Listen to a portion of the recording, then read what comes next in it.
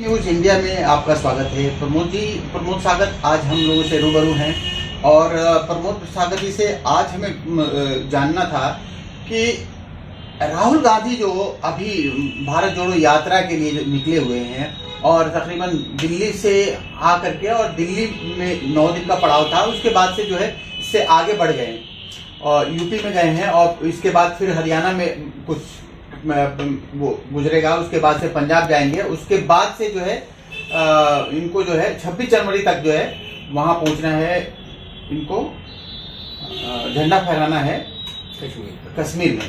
तो उसके बारे में जो है आप थोड़ा सा रोशनी डालिए कैसे।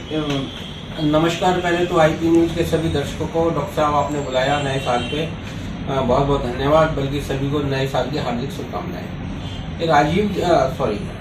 राहुल गांधी जी जो भारत जोड़ो यात्रा पे निकले हुए हैं, इसका रिस्पॉन्स तो बहुत अच्छा आ रहा है और उनसे लोग भी बहुत जुड़ गए हैं। लेकिन हमने बहुत जगह देखा है कि जो लोग जुड़ गए हैं ना, वो कुछ देर उसके साथ खड़े होते हैं और जो पीछे हट जाते हैं जी। क्योंकि ना जो राहुल गांधी जी की जो छवि एक नेता के तौर पर उभर रही है, लेकिन वो इतनी नहीं उभर रही जो कि वो भारत में एक नया विपक्ष, बिल्कुल विपक्ष में आकर सामने खड़े हो जाए।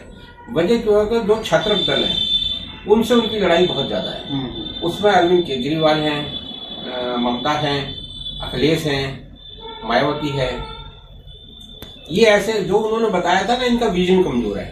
वाकई में इन दलों का विजन कमजोर है। सबसे ज्यादा लड़ाई उनके अरविंद केजरीवाल से, क्योंकि अरविंद केजरीवाल ने ही कांग्रेस को सबसे अधिक अगर नुकसान पहुंचाया तो अरविंद केजरीवाल ने पहुंचाया। और ये आगे चलते चलते चलो ये यात्रा कश्मीर भी पहुंच जाएगी, झंडा भी फहरा लेंगे। लेकिन ये तो बात ठीक है कि वहां पहुंच जाएंगे, लेकिन उनको जो काम करना है, उनको काम करना है कि भारत में जो विपक्ष तैयार हो, विपक्ष के लिए उनको चाहिए आदमी और जो उनसे जुड़ा हुआ हो। और जुड़ने के लिए महंगाई, बेरोजगारी, गरीबी, लाचारी, ये जो मुद्दे हैं यही बेस मुद्दा है। जबकि एक विजन अरविंद केजरीवाल ने दिया था, बिजली हाफ पानी माफ। बिजली हाफ पानी माफ से बड़ी अगर कोई लाइन खींच सकते हैं तो ये विपक्ष के में खड़े हो सकते हैं, वरना ये अभी खड़े नहीं हो सकते। नोटबंदी बहुत बड़ा मुद्दा था। नोटबंदी जिस तरह से लागू हुई, जिस तरह से भ्रष्टाचार नोटबंदी में हुआ, हम जानते हैं। बल्कि ये आप कभी एक बड़ा मंच लगा के इस पर तफ्तीश से बात करो तो हम ये बताएंगे नोटबंदी में कितना घपला हुआ। कि अरविंद केजरीवाल ने कह दिया कि नकली नोट बैंक में जमा हो गए। अगर नकली नोट बैंक में जमा हो गया तो उनको ये बताना चाहिए कितना हो गया। ऐसा तो नहीं कहीं अफसरों ने घपला कर दिया या किसी सरकार ने घपला कर दिया हो, जमा हुआ हो 50,000 रुपए और बता दिया हो भैया यहाँ तो 500 करोड़ जमा हो गया।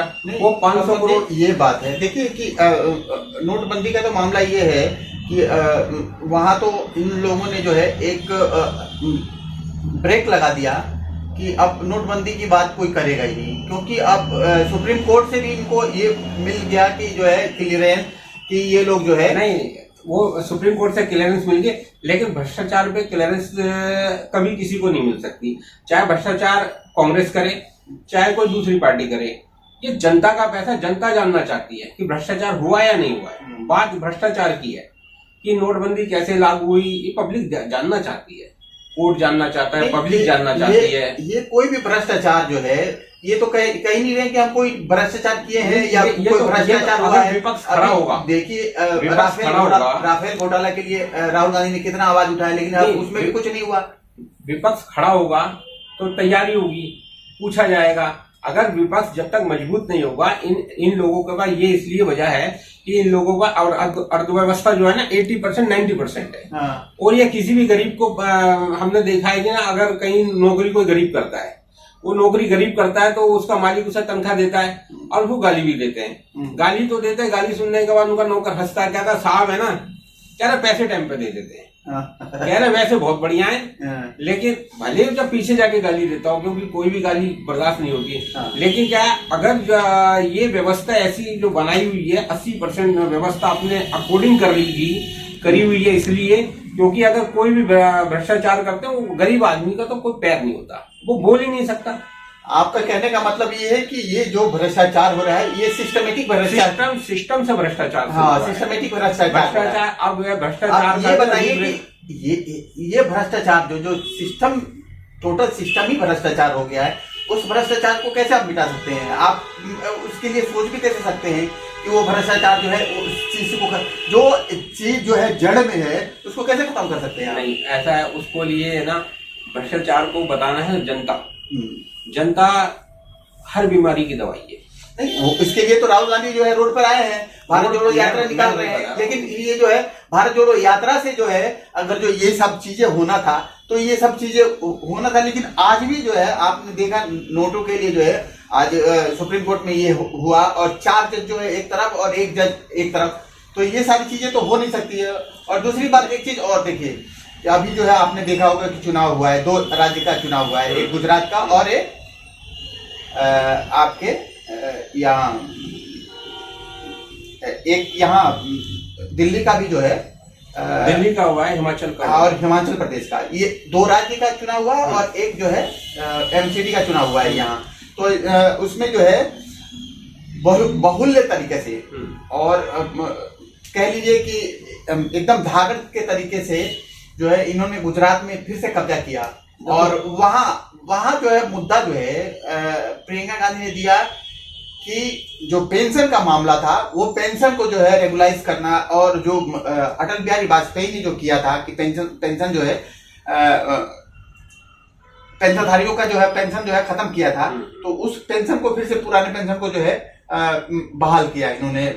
अभी ना विपक्ष का कोई मुद्दा नहीं चलेगा जब तक गरीबों को पता नहीं लगेगा उनको उनसे जीएसटी के थ्रू पैसा कैसा वसूला जा रहा है। हकीकत में क्या है, आज की डेट में ना, अगर कोई भारत है तो गरीब आदमी है, वेल्डिंग वाला, रिक्शे वाला, जो ड्राइवर हो गया, मैकेनिक हो गया, इनडायरेक्टली ये भारत को ये चला रहे हैं, ना कि अंबानी चला रहा, ना मोदी सरकार चला रही है, ये नथिंग लोग है। ये सिर्फ इनसे जीएसटी के थ्रू पैसा कमा के, पेट्रोल के थ्रू कमा के, ये इनका कोई काम नहीं है। इन्होंने सिर्फ, अब नेट आ गया, नेट आने के बाद आप कोई भी चीज, अभी जीएसटी 18% है, आप कल 21% लागू कर दो, कल लागू हो जाएगी। अब देखो, एक जगह दाल बिकती है 50 रुपए की प्लेट, एक जगह बिकती है 1400 रुपए की प्लेट, सरकार को करीब 250 रुपए जीएसटी मिल गया, उसने 1200-1300 रुपए कमा लिया।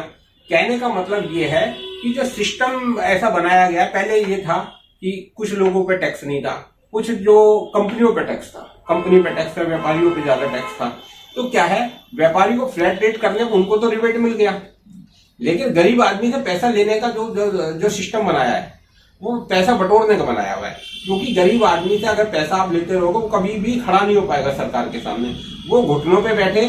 इसलिए करप्शन का सिस्टम है, ये गरीब को और गरीब करने का सिस्टम है। और यही इसीलिए राहुल गांधी जी निकले हैं, अगर वो गरीब को समझा पाए अपनी बात।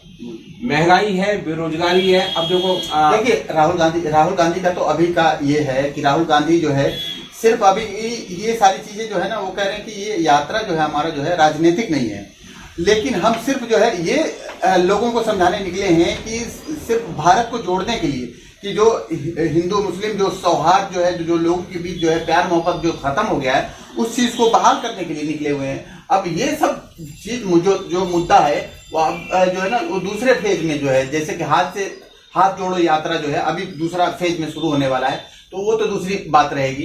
लेकिन आज का वीडियो जो है थोड़ा सा ये बड़ा हो जाएगा, और आप लोग जो है इसके लिए कोऑपरेट कीजिएगा, और प्रमोद जी को जो है फिर हम दूसरे फेज में जो है इनसे जो है जीएसटी के बारे में, और लोगों को जो है कैसे जो है ये सरकार जो है लूट रही है, और कैसे जो है ये सरकार के ऊपर जो है भार पड़ रहा है, लोगों के जो रोजमर्रा के लोग हैं उनको कैसे जीएसटी देना पड़ रहा है, और कैसे जो है खर्चे जो है करना भी मुश्किल है। और इनके बारे में जो है हम प्रमोद जी से फिर बाद में जानेंगे।